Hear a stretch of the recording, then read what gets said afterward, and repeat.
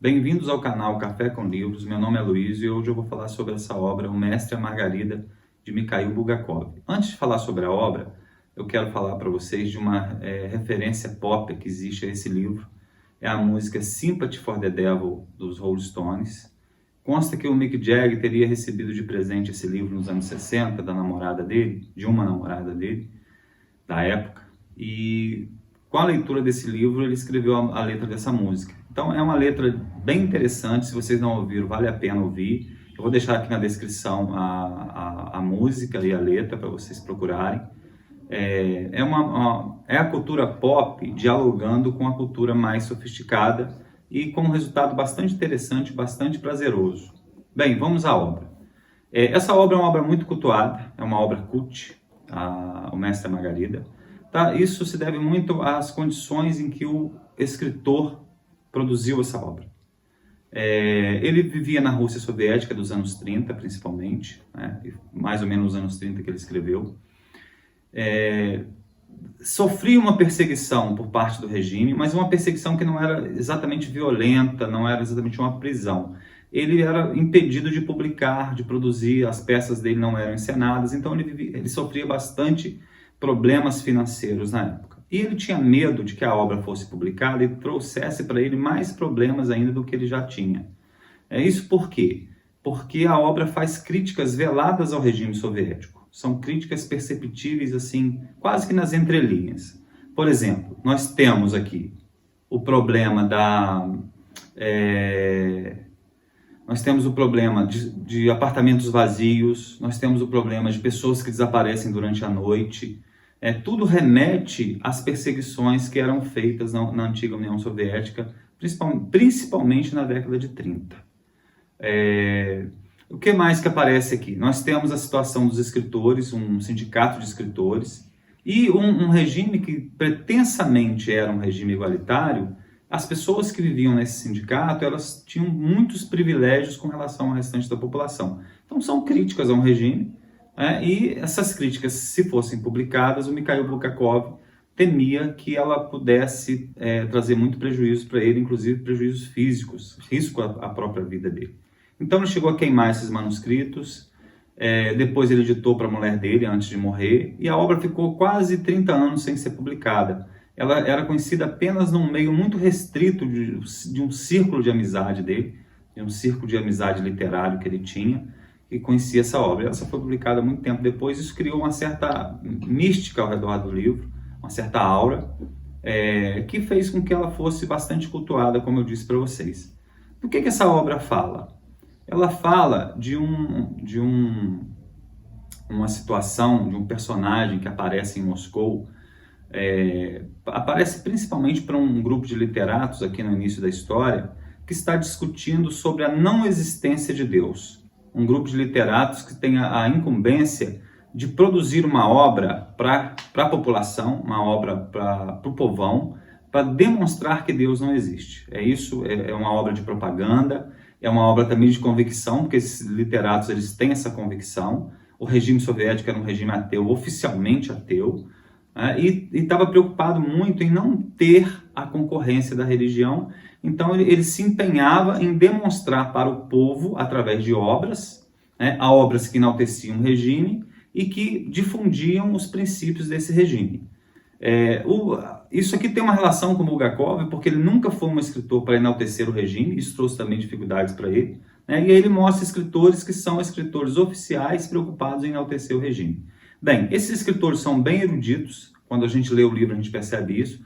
Eles fazem bastante referências eruditas aqui à religião oriental, às semelhanças entre a religião oriental, no sentido, inclusive, de desacreditar o cristianismo. Bem, e aí acontece uma coisa irônica, porque aparece um professor que teria ido para Moscou para decifrar um manuscrito muito antigo, o qual só ele conhecia a língua, e esse professor ele vai entrar num diálogo com esses escritores para demonstrar a existência de Deus. E a ironia que nós temos aqui é porque esse escritor é efetivamente nada mais, nada menos que o próprio demônio, o diabo. Então o diabo vai conversar com escritores para demonstrar que Deus existe. E aí ele vai citar algumas provas lá de Kant, E aí ele começa a dizer que ele esteve já com Kant discutindo essa situação.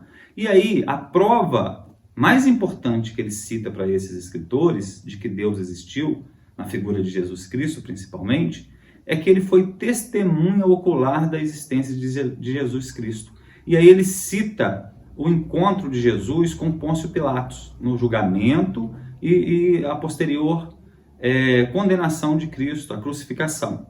Ele vai mostrar aqui que ele estava lá de forma bem insinuante, bem discreta, quase imperceptível quando essa situação ocorreu. Aí começa uma história dentro da história, porque esse livro também tem essa característica, ele tem uma história dentro da história, que aí começa uma história diferente, com capítulos. Esses capítulos não são, eles não têm uma sequência direta, eles vão aparecer um pouco aleatórios durante o livro, mas aí a gente tem algo interessante, porque quando Pilatos confronta Jesus, ele tem uma simpatia muito grande por Jesus Cristo ali, naquele momento.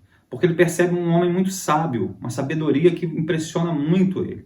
Então ele vivia na cidade de Jerusalém, que ele detesta, uma figura poderosa do Império Romano, vamos dizer, numa província que ele considera atrasada, bárbara. Ele não está satisfeito ali em Jerusalém. E quando ele encontra Jesus, o diálogo dele, ele fica muito surpreso, ele fica encantado, na verdade. E aí ele pergunta várias vezes se Jesus não é um doutor, aqui no sentido de um doutor, uma pessoa com uma certa escolarização, com uma certa formação, uma pessoa que teria passado por alguma academia de filosofia, e Jesus vai dizer que não, que aquilo ali faz parte do conhecimento que ele tem dos homens. Bem, mas aí entra a ação do diabo, porque ele vai insinuar levemente para o Pilatos que ele deve cumprir o dever dele. Então isso causa um desconforto muito grande para o Pilatos, essa ideia de que ele tem que cumprir o dever. E aqui me parece uma questão que me chamou muito a atenção aqui,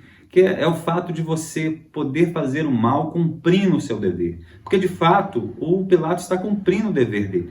E o cumprir o dever se torna um mal muito grande, que é o mal da condenação de Jesus Cristo.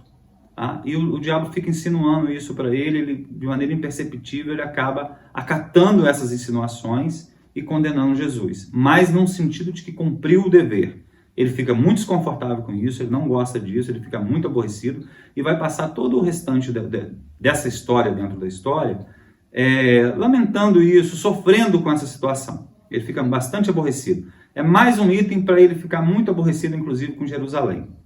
Voltando à questão aqui do diabo. O diabo em Moscou, ele é uma pessoa que começa a espalhar o caos. Ele começa a espalhar o caos em Moscou. Porque o que fica claro para a gente é que o diabo ele é um agente do caos. Ele não ganha nada com isso, ele nem se diverte com isso. Ele apenas espalha o caos. E aí ele vai espalhar o caos.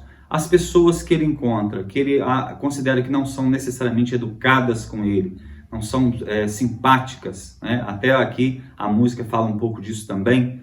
As pessoas que não são simpáticas, não são educadas, essas pessoas acabam tendo uma destruição terrível dentro da história. Elas têm problemas graves, problemas sérios.